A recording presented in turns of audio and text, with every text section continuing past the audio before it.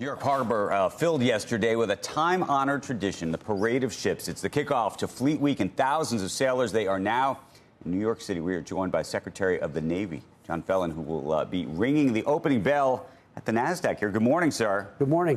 You have a business background. I do.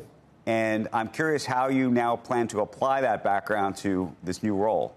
Yeah, so I think that the Navy is a business, ultimately. Its business is warfare, right, and the defense of the country.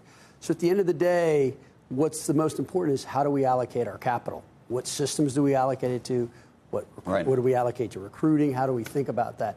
So I don't think it's really all that different from really running a business. And I think, in all honesty, there's an advantage to coming in new and looking at it So here's the big capital allocation question, I think, in your world, which is you've said we need a lot more ships. We were just talking about this off the air. But there is a bit of a debate among some folks in the defense industry about what kind of ships we need, right? Whether we should be building some of the old big carriers.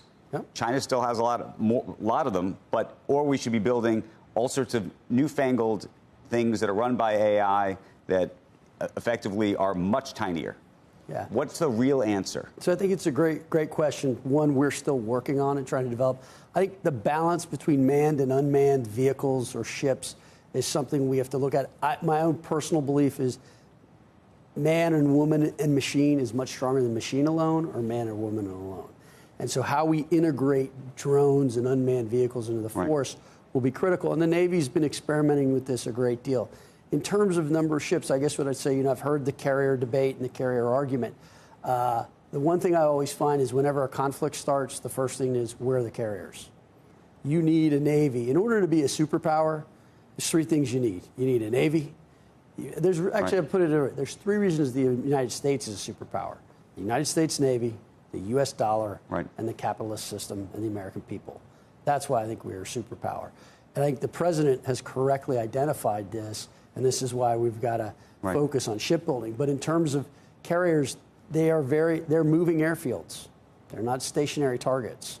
So you have to really balance all this we together. hear people from Silicon Valley who are now in the defense business who say, these carriers, this is like something from 50 years ago. It's an employment opportunity for certain states where these things are made. There's an enormous amount of pressure on folks like yourself, from folks in the Senate and Congress, to protect jobs, and that it's more about that than it is about the new sort of version of defense that we're all going to be needing, via drones and everything else. Hey, look, the Navy's open for business. I think a lot of these new technology companies, it's critical that we incorporate them and get them into the system and adapt a lot of this technology that they're doing. At the same time, you have to think about vulnerabilities and what vulnerabilities you're creating. One thing you learn about, so I grew up on the water, I grew up in Florida, when you're out on the ocean, you want redundancy, okay? So we can create all this slick technology, but that slick technology is driven by one thing, a network. And so if that network's compromised, what happens, right? So if a pilot can take over a plane with a compromised network, now you've got a different thing. So I think you have to really balance that. The president wants to build a lot more ships. He's said that several times. We're behind, but we're down but not out, would you say? For every one of our ships, China's built 6? Yes, China is building. But they're not as technologically as advanced as what we're capable of? Yeah, we're building very different ships that are technologically far more capable. We need to get faster. We need to get better. It is too slow. There are a number of problems in the shipyards. I've visited 8 shipyards, I think, so far. I've been on the job a little bit under 2 months. And there are a number of things we can do to speed things up. It's expensive to build here. They are expensive to build here. But we have to build that. And there are some conflict. The president, wants to do these things, but he sent Doge into the Navy, too. Did he not? He did. And Doge has been very good to work with. We've eliminated almost $900 million from redundant programs. So in the Navy, for example, one thing we got rid of, we had 300 different IT systems, none of which were talking with each other. We've cleared that out and have started, basically brand new. There are a lot of simple things we do.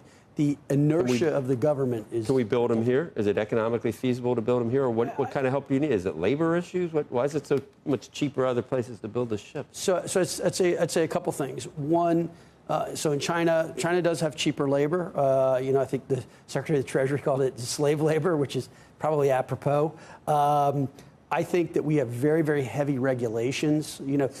Still. And the president is looking to really clear that up quite correctly. I mean, if you look, he's EO'd our federal acquisition regulations, which are, I used to think in being in my business, the investment business, which is a very regulated business, which created a huge amount of bureaucracy.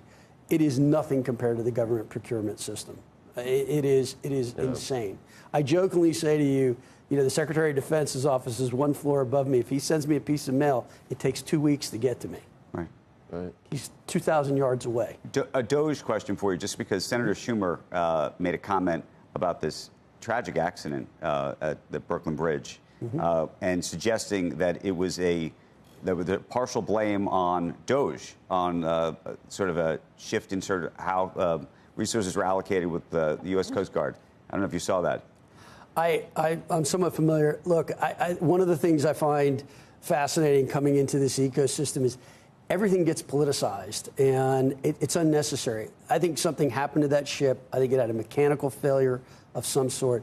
It's a tragedy that 2 people died, and there are a number who are injured. And rather than trying to blame some sort of thing, it was an accident. And that's basically what happened. It had nothing to do with Doge or the Coast Guard.